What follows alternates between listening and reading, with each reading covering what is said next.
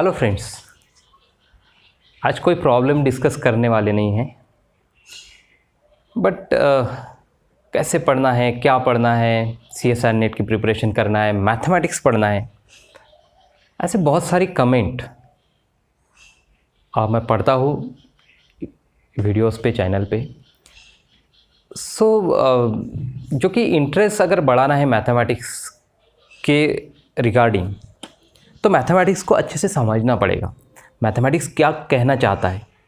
Mathematics सिर्फ calculation नहीं है, मैथमेटिक्स बहुत कुछ सिखाता है। आपको शायद नहीं पता होगा, लेकिन मैथमेटिक्स हमें समाज में कैसे रहना चाहिए, या मतलब ये सब कुछ सिखाता है। Mathematics is nothing but a language of philosophy in mathematical form. इसको समझना पड़ेगा पहले, कि इसको पहले अंदर उतारना पड़ेगा, उसके साथ कम्युनिकेशन अच्छा करना पड़ेगा, तो ही मैथमेटिक्स में हम कुछ कर सकते हैं, मैथमेटिक्स को अच्छा समझ सकते हैं। Otherwise just revise, learn the concept, revise the concept and paper को गए, सॉल्व किया, आंसर तो हमें आ गया। बट क्या सिर्फ आंसर आना ही मैथमेटिक्स पढ़ना है? तो मुझे ऐसा नहीं लगता। चलिए दो चार कंसेप्ट को यहाँ पे इलाबोरेट करने का ट्राई करता हूँ करने का। जैसे कैसे रिलेट करना है मैथमेटिक्स। अब देखिए, मैथमेटिक्स रिलेट करना कैसे है, इससे अच्छा मैं कहूँगा कि मैथमेटिक्स क्या कहना चाहता है एक्चुअली। ओके, फर्स्ट कंसेप्ट हम लेंगे कि क्या कहना चाहता है, रियल एनालिसिस की। ये तो सबसे अच्छी कंसेप्ट मुझे लगी मैथमेटिक्स में। इससे ज़्यादा अच्छी कोई बात हो ही नहीं सकती पूरी दुनिया में शायद। इससे बहुत कुछ प्रॉब्लम आपके सॉल्व हो जाएंगे लाइफ के। First property is Archimedean property. You know Archimedean property, that it has 5-6 forms statement, right? But I am telling you one form, and which is very simple, that the statement of Archimedean property is, for every natural number n there exists one more number which is greater than that. बहुत ही simple सा statement मैंने उठाया है Archimedean property का। Otherwise you can say 1/n is less than epsilon, and हमें उसमें नहीं जाना है। मैथमेटिक्स क्या कहना चाहता है? For every natural number n there exist one more number which is greater than that. ये क्या सिखाना चाहता है आपको? ये सिखाना चाहता है कि बेटा तू कितना भी बड़ा हो जा, लेकिन खुद को सबसे बड़ा मत मानना। जैसे कभी कभी रहता है ना, अभिमान से ज़्यादा कुछ, मतलब गर्व जैसी कुछ, ओवर कॉन्फिडेंस वगैरह आना, ये सारी चीज़ें होती रहती है लाइफ में, सबकी लाइफ में होती रहती है। तो आर्किमिडियन प्रॉपर्टी को ध्यान में रख के चल। क्यों? क्योंकि जब भी तू खुद को सबसे बड़ा समझने लगेगा, अगर आर्किमिडियन प्रॉपर्टी तूने अच्छे से पढ़ी है, तो तुझे ये ध्यान रखना चाहिए कि तुझसे भी एक कोई बड़ा है दुनिया में। For every natural number n there exist one more number which is greater than that. चाहे वो पैसों के बारे में हो, चाहे वो नॉलेज के बारे में हो, चाहे वो किसी भी बारे में हो, आपके साथ भी ये हमेशा होता है। ये होने वाली चीज़ है सबके साथ, कि आप भी देखते हैं कि एक आधा व्यक्ति, कोई भी आपके जो भी कैटेगरी में आता है, मतलब स्टूडेंट है तो स्टूडेंट में, फैकल्टी है तो फैकल्टी में, या फिर कहीं पे भी, हमेशा एक दो व्यक्ति ऐसे रहते हैं कि वो खुद को सबसे बड़ा समझते हैं कि मुझे ही सब कुछ आता है, क्योंकि उनको आर्किमिडियन प्रॉपर्टी नहीं पता। जबकि आपको अब आर्किमिडियन प्रॉपर्टी पता है, तो आप ऐसा ना कीजिए। खुद को सबसे बड़ा कभी मत समझिए, नॉलेज के बारे में भी नहीं, पैसे के बारे, किसी भी चीज़ के बारे में। तो ऐसा कुछ मैथमेटिक्स सिखाता है। चलिए दूसरा देखते हैं, वो भी और एक बार रियल एनालिसिस का। आपको पता है, बहुत सारे स्टूडेंट, बहुत सारे लोग, जब भी किसी काम में उनको ब्रेक मिलता है, मतलब 3-4 साल मेरे ऐसे ही वेस्ट हो गए, अब टच नहीं रहा, ऐसा बोलते हैं कि मैं अब कैसे कर पाऊँगा, कंसिस्टेंसी नहीं थी, या फिर क्या पाया। बहुत सारे स्टूडेंट के लाइफ में भी आफ्टर 10th 12th BSc में कुछ अच्छा खासा हो नहीं पाता, चाहे जो भी प्रॉब्लम हो, फाइनेंशियल या फैमिली प्रॉब्लम, जो भी प्रॉब्लम, लेकिन उसका ब्रेक होता है अपने काम से, मतलब अपने जो भी वो पढ़ रहा है वहाँ से वो टच में नहीं रहता है, या फिर उसको ब्रेक होता है 1-2 साल के लिए, 2-3 साल के लिए ऐसा।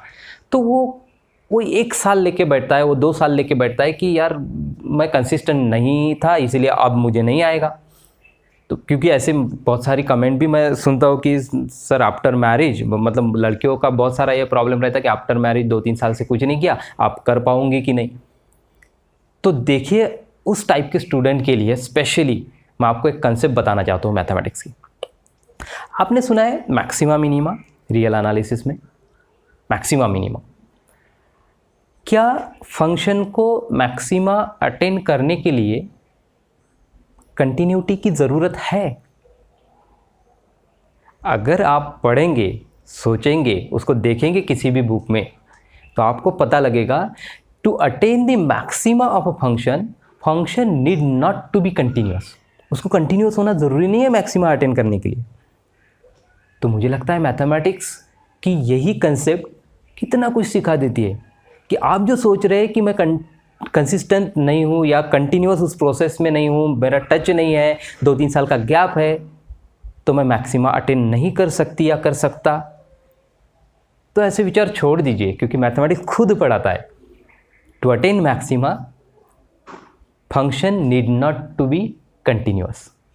ओके, चलिए तीसरी कंसेप्ट की तरफ बढ़ते हैं। ये थोड़ा सा एलैबोरेट करना पड़ेगा ज़्यादा। अलजेब्रा की कंसेप्ट, मॉडर्न अलजेब्रा। आपको पता है ग्रुप, सब ग्रुप, राइट? ग्रुप के बारे में पता होगा। अगर ग्रुप के बारे में पता है तो उसके एलिमेंट के बारे में पता होगा। अगर एलिमेंट के बारे में पता है तो हर एलिमेंट का नॉर्मलाइज़र क्या होता है और हर ग्रुप का सेंटर क्या होता है, ये भी आपको पता होगा। अगर नहीं भी पता तो मैं एक 30 सेकंड में बता दूंगा। क्या सेंटर मतलब? Centre of group. Centre of group मतलब उस सेंटर ऑफ ग्रुप में ऐसे एलिमेंट आएंगे जो एलिमेंट ग्रुप के हर एलिमेंट के साथ कम्यूट करेगा। Simple definition of centre of group. Centre of group में ऐसे एलिमेंट आएंगे जो एलिमेंट ग्रुप के हर एलिमेंट के साथ कम्यूट करेंगे। नॉर्मलाइजर एलिमेंट का होता है, मतलब ग्रुप का भी होता है, लेकिन एलिमेंट के बारे में हम बात करें। नॉर्मलाइजर ऑफ एलिमेंट क्या होता है? Denote by N of A, right? N of A. Normalizer of N of A वो होता है, उसमें वो एलिमेंट आते हैं जो कि जिसका हम नॉर्मलाइजर लेते हैं, सपोज आई से ए, नॉर्मलाइजर ऑफ ए, तो उसमें ऐसे एलिमेंट आते हैं ग्रुप के जो ए के साथ कम्यूट हो। सेंटर में ऐसे एलिमेंट आते हैं जो हर किसी के साथ कम्यूट हो ग्रुप के एलिमेंट से, और नॉर्मलाइजर ऑफ ए में ऐसे एलिमेंट आते हैं जो ए के साथ कम्यूट हो। अब इससे क्या पता चलता है और आपको क्या बनना है? क्या आपको नॉर्मलाइजर बनना है लाइफ में, समाज में, कि आपको सेंटर बनना है? अब देखिए इसका एक उदाहरण देता हूँ। हमें पता है हमारे देश में या कहीं पे भी अलग अलग संगठनाएं हैं, अलग अलग पार्टीज़ हैं। अलग अलग पार्टी, उनकी एक विचारधारा है और उनके विचारधारों को मानने वाले बहुत सारे उनके फॉलोअर्स हैं, राइट? अब देखिए अलग अलग पार्टीज़ और गवर्नमेंट सर्वेंट या जो भी है उनके उनमें क्या डिफरेंस है? जो भी अलग अलग पार्टीज़ है जो मतलब अपनी अपनी संगठनाएं बना दी है, और क्या करती है आपको पता है? वो क्या हुआ, वो अपना अपना एक नॉर्मलाइजर हुआ कि मुझसे जो कमिट करता है वही मेरे मतलब सर्कल में एंट्री करेगा। हम हर किसी के साथ कमिट नहीं कर रहे हैं, हम हर किसी के साथ सब कुछ अच्छा मान के नहीं चल रहे। हम सिर्फ उन्हीं के साथ अच्छा मान के चल रहे कि जो हमारी विचारधाराओं से प्रेरित है या फिर हमारी विचारधाराओं का फॉलोअर है। वो तो नॉर्मलाइजर हो गया ना। अपनी अपनी संगठनाएं बनाना मतलब नॉर्मलाइजर। लेकिन देखिए दोस्तों, हमको नॉर्मलाइजर नहीं बनाना है, हमको सेंटर में जाना है। हमको सेंटर में क्यों जाना है? क्योंकि हम हर किसी के साथ अच्छा व्यवहार कर सकें।